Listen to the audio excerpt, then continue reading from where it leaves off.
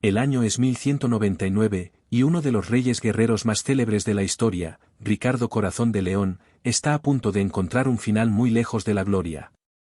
Este es el hombre cuyo nombre infundía miedo en sus enemigos, cuyas victorias en el campo de batalla se convirtieron en leyenda, y sin embargo, sus últimos momentos no tendrían nada que ver con la imagen heroica que su pueblo tenía de él. No caería en medio del combate con la espada en la mano, sino que sucumbiría a una herida infectada, recibida durante el asedio de una fortaleza tan pequeña e insignificante que apenas se recordaría, de no ser por la tragedia que se desencadenó. Desde el comienzo, esta historia arranca los mitos y las ilusiones nobles, revelando la cruda verdad. Y, a medida que avanza, no solo expondrá el escándalo y la tragedia personal de su muerte, sino también las profundas consecuencias políticas que sacudieron al mundo medieval. Ricardo Corazón de León nació hijo del rey Enrique II y de Leonor de Aquitania, heredando no solo coronas y tierras, sino también el temple de un guerrero. Desde joven ganó fama como un luchador intrépido, y durante la Tercera Cruzada su nombre se convirtió en símbolo de valor y destreza militar. Por la gloria en el campo de batalla estaba dispuesto a sacrificarlo todo, su riqueza, la estabilidad política y hasta sus lazos personales. Sus victorias en Acre y a lo largo de la costa palestina contra Saladino afianzaron su reputación legendaria. Sin embargo, esta pasión por Tierra Santa tuvo un precio. Al volcar su atención en las campañas orientales, descuidó sus dominios occidentales, lo que trajo inestabilidad y problemas políticos en casa. En 1194, tras salir de cautiverio, Ricardo regresó y encontró su reino al borde del desastre. Su hermano Juan había estado cerca de usurpar el trono, mientras que el rey Felipe Augusto de Francia había conquistado amplios territorios. La tesorería estaba vacía, la nobleza descontenta y los enemigos se fortalecían cada día. Los últimos 5 años de su vida los pasó en campañas constantes para recuperar lo perdido.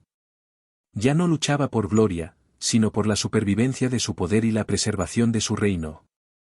En marzo de 1199, a Ricardo llegaron noticias de un tesoro hallado en las tierras de su vasallo, el vizconde Aimaro de Limoges. Algunos decían que eran monedas romanas, otros que reliquias cristianas antiguas. Según la ley feudal, cualquier tesoro pertenecía al Señor Supremo, es decir, a Ricardo. Sin embargo, se afirmaba que Aimaro solo entregó una parte, lo que se interpretó no solo como un robo, sino como un desafío abierto a la autoridad real.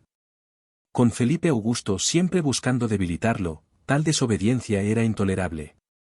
Para dejar clara su supremacía, Ricardo encabezó personalmente el asedio al castillo de Chalus-Chabrol, decidido a castigar al vasallo rebelde. La fortaleza estaba débilmente defendida, y el asedio progresaba como se esperaba. El 25 de marzo de 1199, Ricardo decidió inspeccionar personalmente las defensas enemigas. Llevaba cota de malla y capucha, pero no casco completo ni escudo, confiado en su seguridad. En las murallas aguardaba un ballestero llamado Pierre Basile, quizá movido por una venganza personal. Apuntó y disparó. El virote impactó en el hombro izquierdo del rey, una herida grave, pero en apariencia no mortal. Pierre se rindió de inmediato, levantando las manos, y Ricardo ordenó cesar el ataque, considerando innecesario más derramamiento de sangre. En la tienda de campaña, iluminada por la tenue luz de las velas, el médico real intentó extraer el virote del hombro del rey. Tiró con cuidado del asta, pero la madera se partió, dejando la punta de hierro profundamente incrustada. Para alcanzarla, tuvo que cortar el tejido del hombro. Sin desinfectantes y con herramientas primitivas, causó aún más daño. A la herida entraron fragmentos de metal, cota de malla y tela, y la extracción dejó un orificio amplio y desgarrado, extremadamente peligroso. A los pocos días, el hombro del rey estaba hinchado, con un hedor insoportable, fiebre alta y supuración. Los médicos aplicaron los remedios de la época, cataplasmas de hierbas, sangrías y cauterización con hierro candente. Nada funcionó. La infección se propagó rápidamente, apareciendo los signos de una septicemia mortal. Cada día el dolor de Ricardo aumentaba, y con él, el desaliento de su ejército, que veía a su invencible rey debilitado y sufriente. El 4 de abril, ya sin fuerzas, Ricardo ordenó llevar ante él a Pierre Basile. El joven ballestero confesó sin temor, El rey había matado a su padre y a sus hermanos, y él aceptaría cualquier castigo sabiendo que había vengado su pérdida. Para asombro de todos, Ricardo lo perdonó, mandó liberarlo y darle 100 chelines. Este acto dejó atónitos a los presentes. El rey, conocido por su dureza, mostró en su agonía una misericordia que nadie esperaba. Del 5 al 6 de abril, Ricardo alternaba entre momentos de lucidez y delirios, reconociendo a veces a quienes lo rodeaban. En sus instantes claros dictó su testamento, repartiendo sus tierras entre su hermano Juan y su sobrino Arturo. Se confesó, recibió la extremaunción, resignado, se preparó para la muerte.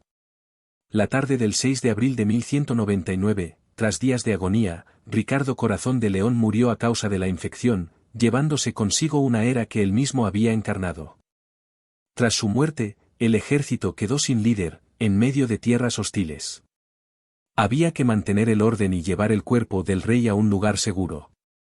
Una solemne procesión fúnebre se dirigió a la abadía de Fontevraud, donde él mismo había pedido ser enterrado junto a su padre. Esta elección mostraba que Ricardo se veía no solo como rey de Inglaterra, sino también como príncipe francés. Mientras tanto, Felipe Augusto se movía con rapidez para aprovechar la crisis sucesoria. Los partidarios de Juan y los de Arturo de Bretaña se enfrentaron, amenazando con desatar nuevos conflictos. Pese al perdón y la orden de liberación, Pierre Basile tuvo un destino cruel. El capitán mercenario Mercadier, conocido por su brutalidad, mandó capturarlo y ejecutarlo de forma atroz. Este hecho demostró cuán rápido se desvaneció la autoridad de Ricardo tras su muerte, su palabra ya no valía, y su último acto de misericordia fue pisoteado. La torpe gestión de Juan aceleró la pérdida de territorios clave como Normandía y Anjou. Nobles, comerciantes y campesinos sufrieron desplazamientos y penurias, muchos perdieron tierras, el comercio decayó y familias enteras tuvieron que abandonar sus hogares. El descontento creció, desembocando en la Primera Guerra de los Barones. Para frenar el abuso de poder, estos obligaron a Juan a firmar la Carta Magna, una medida desesperada para limitar la autoridad real y salvar la estabilidad del reino. Tras la muerte de Ricardo, el poder en Europa empezó a inclinarse hacia Francia bajo los Capetos. La era de las grandes cruzadas entró en declive y ya no inspiraba como antes. La disolución de la corte de Aquitania, centro cultural de su tiempo, dispersó a poetas, músicos y eruditos por distintas tierras, alterando el panorama cultural europeo. Su muerte dejó claro lo frágil que era el sistema político medieval, sostenido por la fuerza y el prestigio de un solo hombre. Una herida menor, que hoy sería tratada fácilmente, resultó mortal para el hombre más poderoso de Inglaterra. Murió en un asedio por un tesoro de escaso valor. Su muerte a manos de un ballestero, a arma letal e impersonal, simbolizaba el cambio en la guerra. La era de los duelos caballerescos daba paso a métodos más fríos y despiadados. La imagen del legendario guerrero contrastaba con la humillante y dolorosa muerte de Ricardo. Su perdón final se vio anulado por la venganza brutal de sus seguidores. Su imperio no se sostenía en instituciones sólidas, sino en su carisma y prestigio militar, y se desplomó en cuanto murió. Esta historia es una lección sobre la codicia, el orgullo y la imprevisibilidad del destino, cuando el poder y la grandeza pueden desmoronarse por las causas más inesperadas.